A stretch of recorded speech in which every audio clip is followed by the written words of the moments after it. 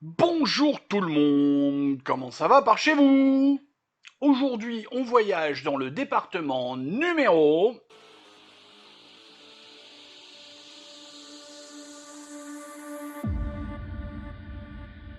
Le département de l'Allier.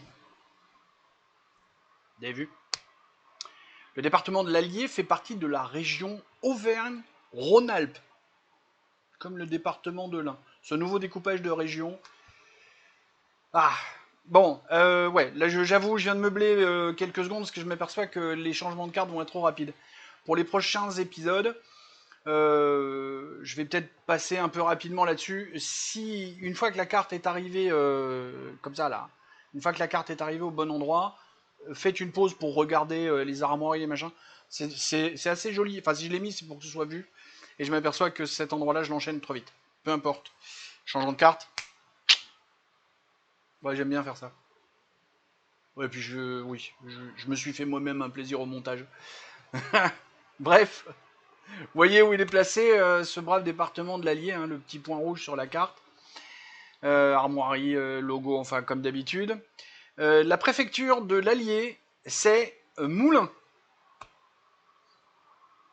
J'ai pas réussi à trouver le lien avec le fait que les moulins avant. Je sais pas s'il y a un lien. J'ai pas réussi à trouver. Voilà. Euh, j'ai une anecdote aussi d'une ville là, juste à côté de Moulins à la fin.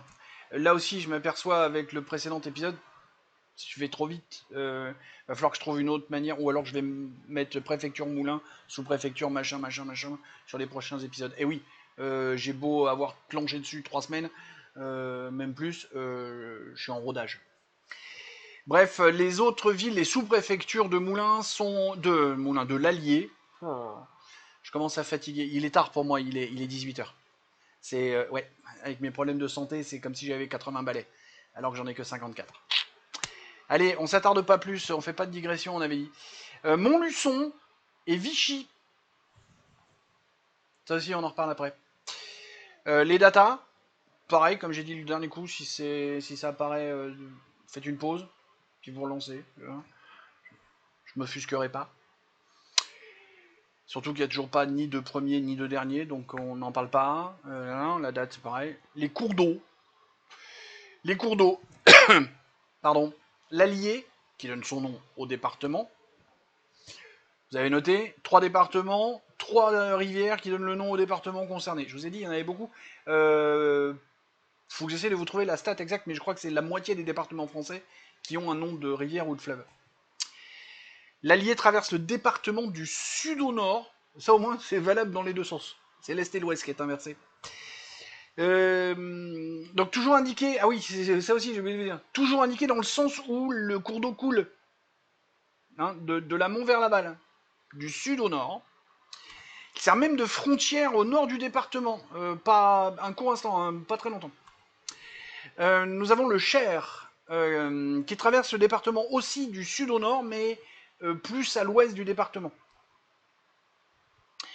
Et qui lui sert de frontière, justement, sur une bonne partie ouest du territoire. Et enfin, la Loire, première fois que nous allons parler d'un fleuve, enfin, qui sert de frontière de l'autre côté, côté est. Et vraiment. Et alors, je me suis bien marré sur Maps parce que autant pour l'Ain, par exemple, c'était vraiment pile poil la frontière sud, ça suivait, machin. Les pointillés de Maps suivaient le cours d'eau, que là, ça s'amuse. Soit le fleuve est bourré, soit le cartographe était bourré. Mais il y en a un des deux qui était pas clair. Voilà. Massif montagneux. Clairement, nous sommes dans le massif central. L'Allier, c'est sur le bord est du massif central. Hein, il y a le massif central qui est. Mais on est clairement dedans. Hein. Et pour y être allé, oui, on sent bien qu'on est sur la descente du massif central, mais le massif central, c'est pas. On sent qu'on est dans petite montagne. Le gentilé. Alors, les habitants de l'Allier sont des Bourbonnais. Pas réussi à trouver pourquoi il y avait une telle différence entre Allier et Bourbonnais, parce que d'habitude, il y a quand même un vague lien. Ce que j'ai trouvé aussi qui était marrant, c'est que les Alliérains, je vous le mets là, Et ben ça, c'est inconnu des habitants. Les habitants savent pas qu'ils pourraient s'appeler comme ça. Les aliénais, comme ça. Alors, aliénais, pas aliénés, hein, les aliénais. Pareil, ils savent pas. Bon, je vous le mets pour l'anecdote, parce que bah, j'ai trouvé des anecdotes, donc on y va, c'est marrant. Quelques célébrités. Richard Boringer, j'espère que ça parle à tout le monde, même aux plus jeunes. C'est un acteur, pour ceux qui ne sauraient pas. Il est né à Moulins. Guy Ligier, ça je sais que ça va parler à très peu, mais étant passionné de bagnole, autant je déteste le qui est pas un sport avec un ballon rond et des joueurs payés trop cher, autant je suis passionné de bagnole, donc là, Guy Ligier, c'était un pilote et qui est devenu constructeur de voitures, et à la fin c'était même aussi, aujourd'hui, Ligier, quoique non, je crois que ça a disparu, c'est des voiturettes, sans permis, là, avec des petits moteurs de 49,9. Lui, il est né à Vichy, et le dernier dont je veux parler, j'ai trouvé l'anecdote très intéressante parce que c'est pas un vrai, c'est un personnage de fiction. C'est le commissaire Maigret. Alors pour ceux qui savent pas, son prénom c'est Jules. Et je crois qu'on l'apprend dans le film où Depardieu joue le rôle d'un film il y a 2 ans, je crois. Lui, il est né alors s'il existait, il serait né à Saint-Fiacre. J'ai trouvé l'anecdote très intéressante qu'on arrive à avoir la ville de naissance d'un personnage de fiction. Malheureusement, on va parler. Alors malheureusement, non, je suis couillon de dire ça parce que c'est un bout de notre histoire. Faut l'accepter, faut vivre avec. C'était moche, c'était dégueulasse, c'était tout ce qu'on veut, mais c'est de l'histoire. Faut vivre avec, faut arrêter l'auto-flagellation avec ce genre de conneries. L'Allier est connu, tristement, mais est connu pour le fameux gouvernement de Vichy de 1940, fin 40, je crois, si je me rappelle bien, à 44 au moment de la libération. Ou 41. Les spécialistes me corrigeront, parce que bah, vu que c'est plutôt orienté géo, j'avoue que j'ai pas fait de grosses recherches, et j'ai toujours un doute entre fin 40 ou début 41 pour l'établissement du gouvernement de Vichy. Petit point de lecture parce que, pour que ce soit clair, extrait de la fiche Wikipédia, euh, parce que, bon, si vous regardez l'autre chaîne, vous savez ce que je pense de Wikipédia, mais pour ces choses-là, et encore que, bon, on peut leur faire un peu confiance. Donc, lecture. Des raisons logistiques aiguillent le choix du gouvernement de Vichy. Ce sont Raphaël Alibert et Paul Baudouin qui proposent la ville de Vichy. Stratégiquement, le choix est intéressant car la ville est proche de la ligne de démarcation et que les liaisons routières et ferroviaires en direction de Paris sont bonnes. Alors je m'aperçois que c'est pas les mêmes rédacteurs parce que dans le premier épisode, je vous ai fait une lecture et si vous vous rappelez bien, j'en ai chié en matière de respiration. Il n'y avait pas de ponctuation sur leur putain de truc. Faut que je fasse un dossier du jeudi sur la ponctuation. Mais c'est tellement important. Là, il y a des points, il y a des virgules. J'ai réussi avec mes problèmes de souffle, j'ai réussi à le lire correctement. Waouh. Bon, pas plus de digression. Sur une note un peu plus légère, beaucoup plus légère, parce que, bon, Vichy, il y a les pastilles Vichy, il y a l'eau de Vichy, mais bon, on va faire plus léger, beaucoup plus léger. Je vous ai dit une petite anecdote personnelle.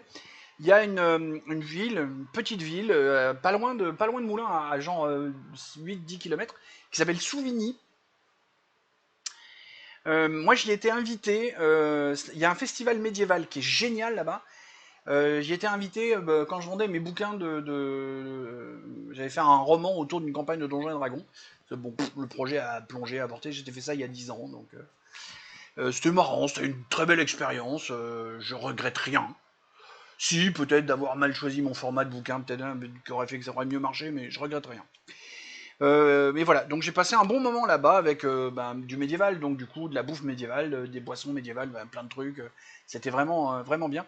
Et surtout, ce qui m'a fait rigoler, c'est que Luc Arbogast, qui parle peut-être pas à grand monde, c'est un chanteur qui a percé à un moment parce qu'il a une voix suraiguë, très très haute, presque un castrat, très jolie voix, hein, un organe vraiment, et puis avec une dégaine très médiéviste, et puis une harpe, ou un luth, ou des choses comme ça qui étaient bon. Quand on aime un peu la musique médiévale, on apprécie. Mais ce qui était très marrant, c'est que l'organisatrice qui m'avait invité m'avait expliqué que le mec avait chopé le melon, mais sévère, quoi. Et le jour où j'y étais, il est passé, et effectivement, on voyait bien, c'était la superstar qui était intouchable et compagnie. Donc moi, j'y étais en 2014, et il faut savoir que 2 ans avant, personne n'en entendait parler, le mec serrait des louches à tout le monde, là il passait, mais la star, quoi. C'était vraiment ça. Bon. Si un jour je deviens célèbre, j'espère que je ne deviendrai pas con comme ça. On en a terminé avec la présentation de l'allié. J'espère que cette présentation vous a ravi. Pas grand chose de plus à en dire. Des bisous. Je vous aime tous. Et à la semaine prochaine pour le département suivant.